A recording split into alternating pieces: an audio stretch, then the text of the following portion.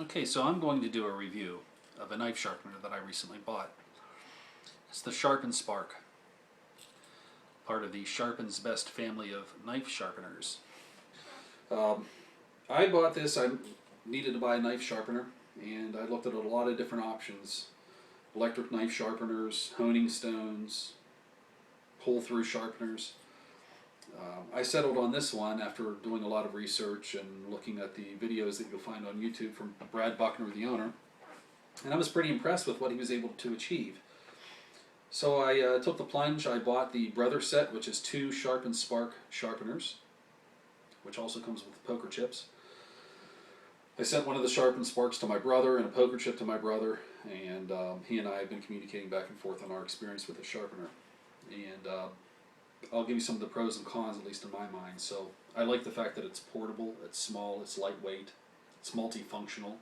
It's a sharpener. It'll also create a spark with a ferrocerium rod that's inside the sharpener. This one also has a bottle cap opener on the end. However, there is a learning curve to using this. It takes some time, and I'll admit that I got frustrated using this. But the frustrations were really because of poor technique. And it was my fault, not that this was made bad or that it's some sort of a gimmick, because it really is not a gimmick. This is a great tool, and at least in my mind, and the more that I use it, the better I become, and the more that I'll continue to use it and recommend it. If you watch Brad's videos on YouTube, he talks about letting it work, not making it work, and pestering the blade, and none of that really registered with me. You know, when you watch him doing his videos at trade shows, he's standing behind a counter, or he's out in the field or whatever, and you know, he makes it look like magic. Well, that's because he's been doing this for a long time and became very good at it. But for somebody like me, or perhaps you who's a novice, I think that you know, there's more of a learning curve. There's more to learn, and I like the fact that I'm you know, learning a new skill, as opposed to just buying an electric knife sharpener and, you know, making it quick and easy. You're actually learning a new skill, and I found that the better I becoming, the better that I become at this, the more gratifying it is, and it's kind of hard to explain. But nonetheless, for me, the way that I like to sharpen the knife, a knife with a sharpened spark, is sitting down. I sit down in a chair, and I hold the knife in my left hand, my sharpener in my right, the sharp edge of the blade initially pointing away from me. When I want to sharpen the other side, I simply rotate the blade over, so now the sharp edge is towards me. And I found through experience that there's 3 things that I can do to monitor, I guess, how well I'm doing, and that would be look, listen, feel. So look at your blade, inspect your blade. Are there imperfections on your blade? What angle was the factory edge applied to the blade? You're obviously going to want to maintain that angle with a sharpener. And listen, so when you're sharpening the knife, you'll hear that you're really at a sweet spot. It's kind of hard to explain, but as you become better at it, I think you'll know what I mean. And feel, so feel how much pressure you're applying to the knife. So look, listen, and feel, and hopefully that'll help you a little bit. You know, I'll demonstrate that this knife is a dull knife. It's cutting that paper, you know, okay.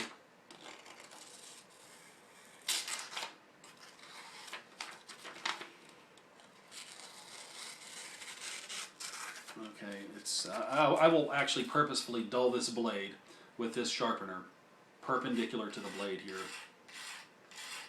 essentially ruining whatever edge might be on here, just to really prove a point that you can sharpen a knife with this thing. Okay, and now, okay, I'm having to saw through this thing, through this paper. Okay, I can feel this and feel there's not much of an edge. Again, I'm just going to purposefully dull it again. Okay, it feels like a rounded edge now. Alright, so I'm going to have to put an edge back on this blade. And how I'm going to do that is, the knife is on my right knee, perpendicular to my leg, edge pointing away at first. Sharpener 45 degrees to the edge. I'm going to have to apply some pressure now and really bring an edge back on this knife.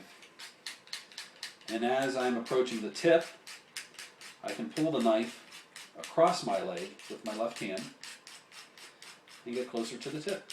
And I can work that tip real nice now.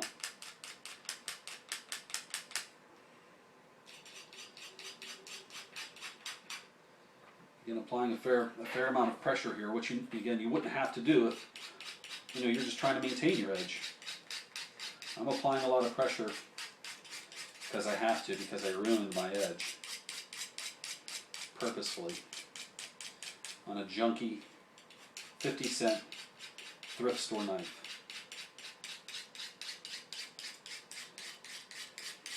This is an old Homestead knife, 50 cents at my local thrift shop. Now I'm going to rotate the blade, so now the blade is towards me. Applying some pressure. I can see that I'm developing my edge now back on this knife. I can actually see it sort of shining as I'm removing metal. It's not a lot of metal. I mean, there's some flakes. I know people have concerns with this sharpener about how much metal you remove, and it can be a lot, but it can also be very little. It really just depends on how much pressure you have to apply, depending on the condition of the knife. And I can again see that I'm developing an edge. I can hear, when you're on the right angle, you can hear it. And I'm going to feel, I can feel that I'm developing an edge back on the blade. And I'm holding this with my index finger on the back of the sharpener, and then my thumb on the side.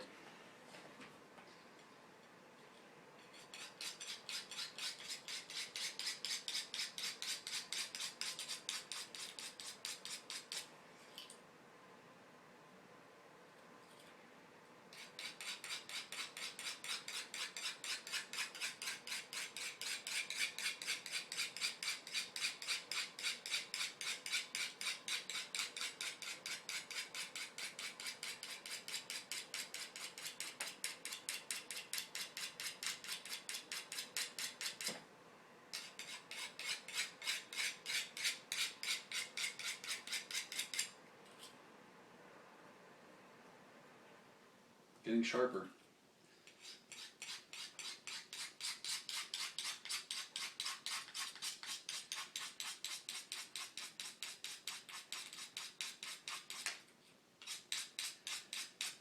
This knife's going to take a little bit of work.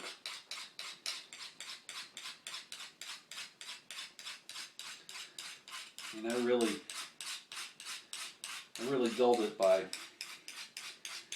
purposefully dragging this sharpener across the cutting edge, only to demonstrate a point, which is that this tool can really bring an edge back on a knife.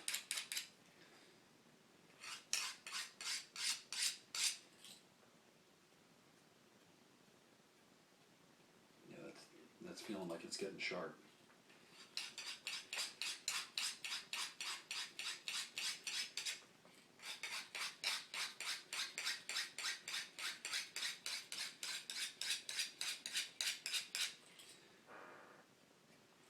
Okay, so I've put as much pressure as I guess I feel like I need to get an edge on here. And now I'm just going to lightly stroke that edge. Light pressure now. Brad would call this letting it work, not making it work. Or pestering the edge, as he puts it. And that makes sense to me now. Now that I've had time to work with this tool.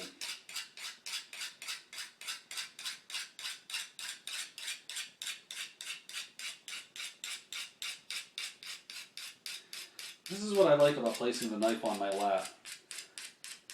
With a knife like this that has some curvature at the tip, I can rotate that knife on my lap and not really change the direction of the stroke of my my sharpener, but I can just sort of manage that edge, that curvature of the knife, just by manipulating the knife in my hand.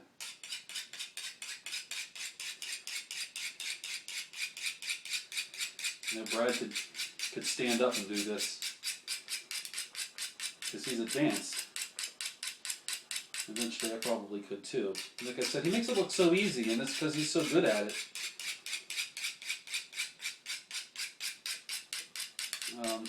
And it is easy, really. It just takes a little bit of time to understand how this thing works.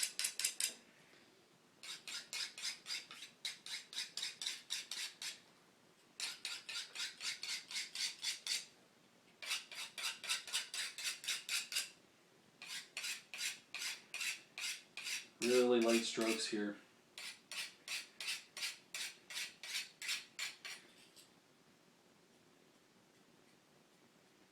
It's sharp.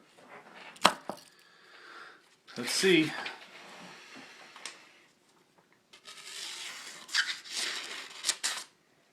Alright, so the bottom of the blade is sharp, the middle is duller, and sharper towards the tip. You can see that. Sharper at the bottom, duller towards the middle, sharper towards the tip. So I can feel, yeah, right about there is where it gets dull. Got a little bit of work to do right there.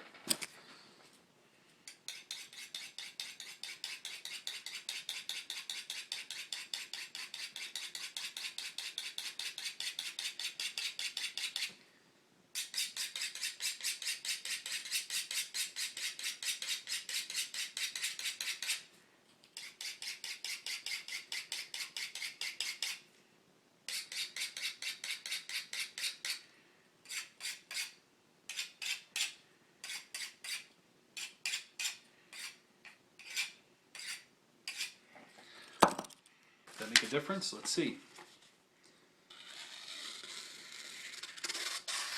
Oh yeah. Still a little bit of work to do there though. So hopefully I was able to prove a point. Sharpens Best is a great tool. It may replace all of your sharpeners. It may just be an addition to your sharpening repertoire, if you will. But it has a place, and for me, I'm happy I bought it. I would recommend it, but you need to be somebody who understands that it's going to take some time, some commitment, and you know, I think you'll be happy with the results. So that's my review, and I'm going to have more reviews coming of different knives, fillet knives, and other knives that I bought at my thrift store. And let me know if you have any questions, thoughts, concerns, whatever. Thanks.